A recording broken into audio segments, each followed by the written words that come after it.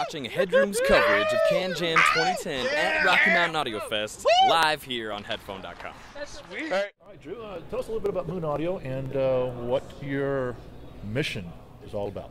Our mission? Well, we started out as a cable manufacturer, and actually Jude one day came to me and said, "Hey Drew, can you build me a headphone cable for the HD 650s?"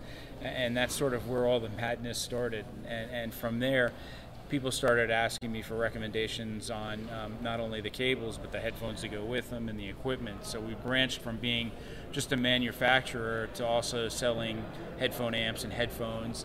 And then we slowly got into modifying headphones, doing all kinds of stuff like recabling, doing split entry to the headphones that only had a single entry, reducing the amount of internal wiring that was there from the original manufacturer and go straight to the drivers. So, you know, that's become our niche. I mean, you know, we sell 2-channel audio and home theater, but really I'd say 75% of our business now is in the custom headphone market. Yeah. And out of the custom headphone market, are there favorites obviously out there that you find your customers really gravitating towards? You know, it's almost like the flavor of the month. It changes all the time. You know, it depends on what the hot new product is that's driving it. So I'd say, I mean, the buyer dynamics do very well. You know, the DT880, we sell a ton of those. I mean, it's been around for a while, and it's you know, it's a well-known sort of good for all kinds of music headphones.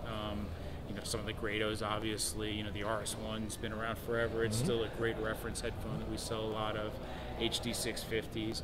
Of course, you know, I find right now, I think we're selling more high-end headphones than lower priced headphones than ever before, which is kind of interesting. I guess the people in these hard times that have money are still spending, you know, in that category, and we're selling, you know, a ton of T1s and HD 800s, you know, all the upper echelon headphones, which is quite surprising. Well, you know, I think in a tough economy, people want to spend their money on good stuff. Yeah, you know, and stuff that's going to last them as well. You know? Yeah, and I think people are, you know, they're not going out as much. They're doing a lot more entertaining at home, and so they're sort of downsizing. And headphone systems make sense, really. I mean, you know, you can get a really incredible headphones setup for $10,000, let's just say. You know, I'm talking about the upper echelon of headphone listening.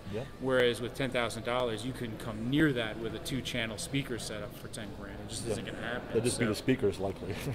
Yeah, that would be about it. Just the speakers would be $10,000. So, you know, it's a great way to get really higher end audio with less money. You know, you may lose some of that 3D presentation and depth that you get from a live recording, but I find, I mean, with headphones, I mean, I'm hearing stuff that I can't normally hear with speakers. You know, I've got, you know, one great example of that is Patricia Barber's Companion CD, which was recorded at a jazz club. When I wear headphones and I listen to it, I can actually hear a waitress behind me clankling the dishes as she's picking them up from somebody's tables, either drinks or something like that. In a speaker setup, it would be in front of me, and I'd never even hear that. You know, so there are a lot of pluses to headphones over 2 channels. So, you know. So what are some of your 1 or 2 or 3 favorite headphones that you really kind of gravitate towards as a listener? I really like the T1s. I mean, value pound for pound are fantastic headphones. You know, I think that's the one I find that I'm listening to more than any other right now. You know, the new Audis LCD2s are really fantastic. I haven't had, you know, I'm finally getting a pair now. It's taken forever to get a pair, so I haven't really sat down at home and listened to them. I mean, I think if I only had to own one headphone, the new Buyer Dynamic T5P is really nice. Those are good. If I had to do a headphone that could do portable and home, easy to drive, you know, I can drive it on any amp, off of iTouch, whatever, you know, that T5P is very nice. But obviously I own more than one headphone, so it doesn't matter. You're spoiled. We're spoiled. Hey, Drew, thank you so much for your time. I appreciate it. And we look forward to continuing our relationship with Moon Audio and HeadRoom. Hell yeah.